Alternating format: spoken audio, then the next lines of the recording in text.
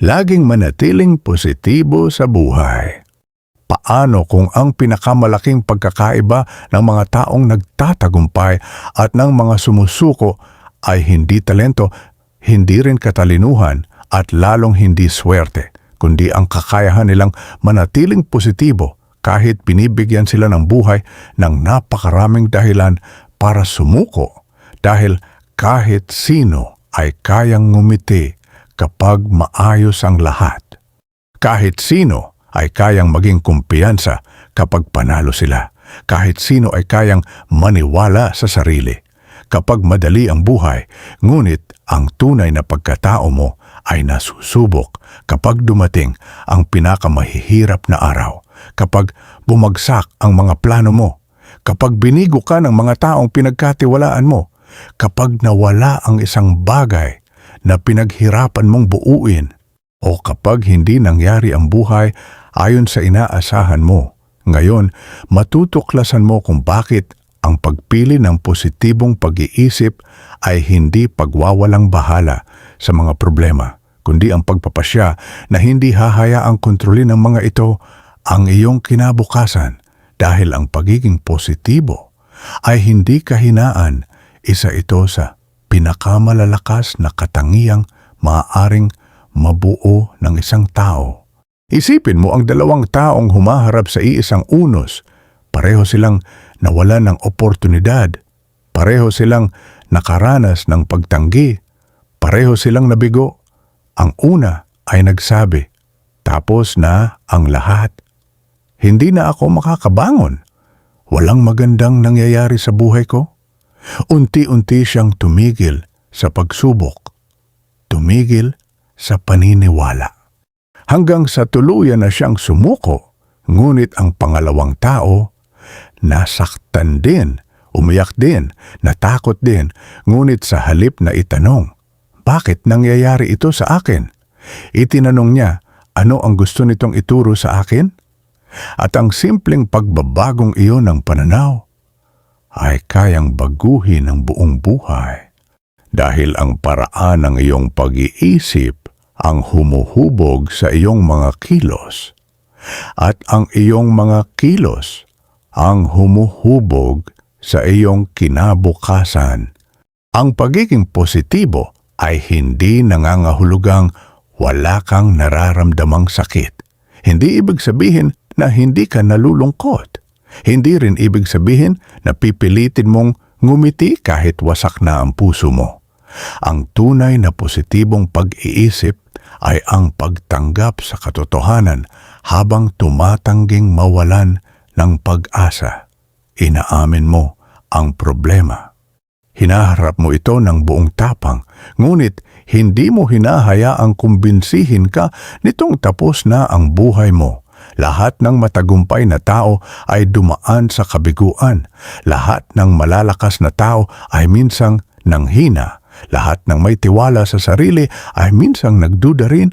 Ang pinagkaiba lamang, hindi sila nanatiling nakalugmok. Tingnan mo ang kalikasan. Ang isang puno ay hindi tumitigil sa paglaki dahil lamang sa isang bagyo. Yumuyuko ito. Nalalaglag ang mga dahon, may mga sangapang nababali, ngunit nananatiling matatag ang mga ugat nito. At kapag lumipas ang bagyo, muli itong tumutubo. Ganyan din ang tao. Susubukin ka ng buhay, magkakaroon ng panahon ng pagkawala. Panahon ng pag-aalinlangan, panahon na parang walang nangyayaring tama.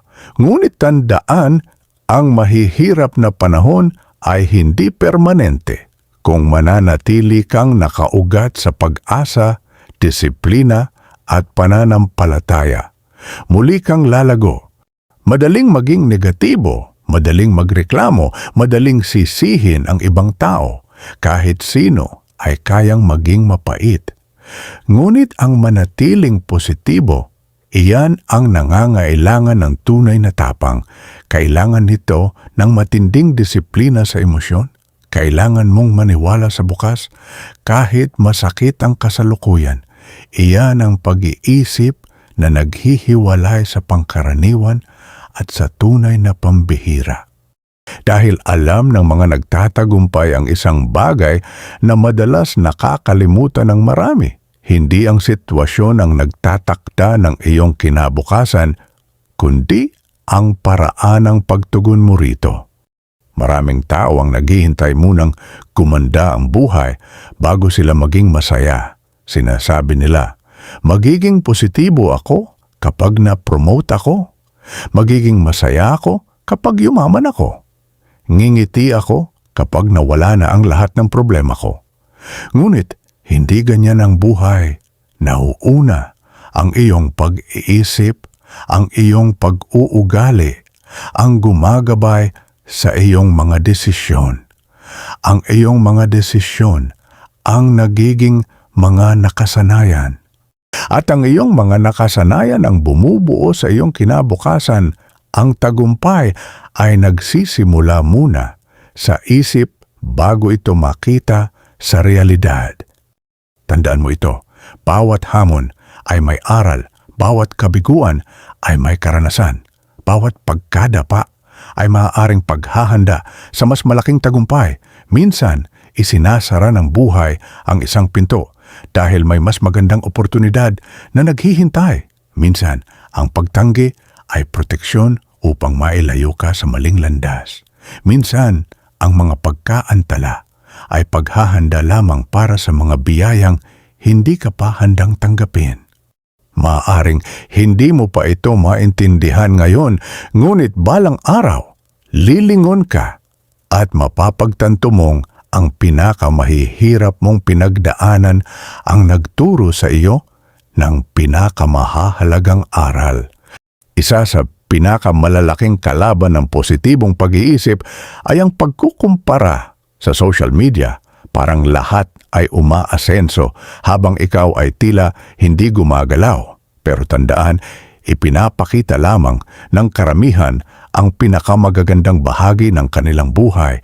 Bihira nilang ipakita ang kanilang mga kabiguan.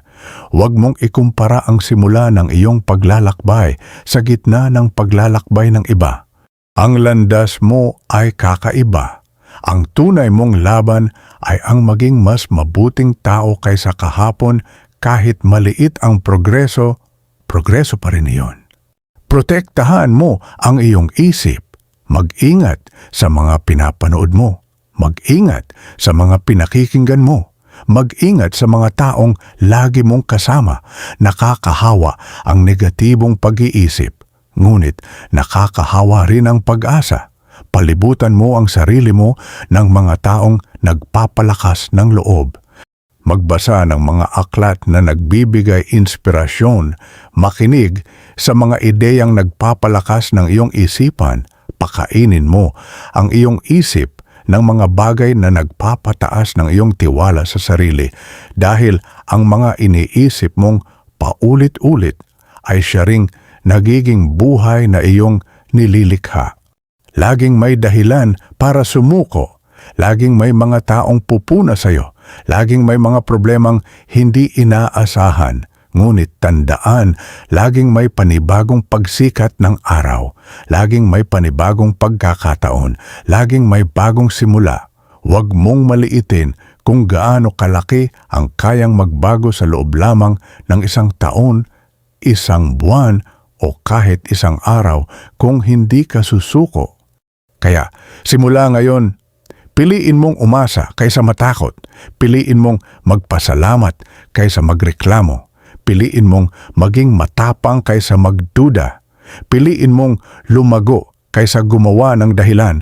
Maaaring hindi mo kontrolado ang lahat ng nangyayari sa buhay. Ngunit palagi mong kontrolado ang iyong magiging pananaw. At kung minsan, ang simpleng pagpiling iyon ang siyang nagbabago ng lahat. Tandaan, ang pinakamalalakas na tao ay hindi iyong hindi kailanman nahirapan.